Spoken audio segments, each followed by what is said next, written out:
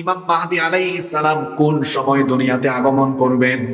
আল্লাহর হাবিব বলেছেন, ইয়াখরুজু ফি আখিরি উম্মতি আল মাহদী।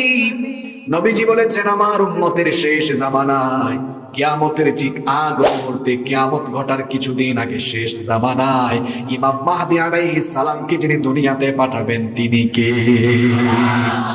তাহলে এক নম্বর পয়েন্টের মাধ্যমে আমরা জানলাম তিনি আসবেন কিয়ামতের আগ মুহূর্তে, শেষ জামানায়। এখন আমরা আছি কোন জামানায়? নাম্বার 2 নাম্বার হলো ইমাম মাহদী আলাইহিস সালাম তিনি কোন বংশ, কোন বংশে জন্ম নেবেন? এটা কি আমাদের কুতুব আলম আর রাজা পালনের কোন বংশে নাকি? আমাদের উখিয়া, কক্সবাজার বা টেকনাফের কোন বংশে নাকি? তাহলে তিনি কোন বংশে জন্ম নেবেন সেটাও পরিষ্কার করে বলেছেন মুহাম্মদ। আমরা বলি সাল্লাল্লাহু আলাইহি ওয়াসাল্লাম।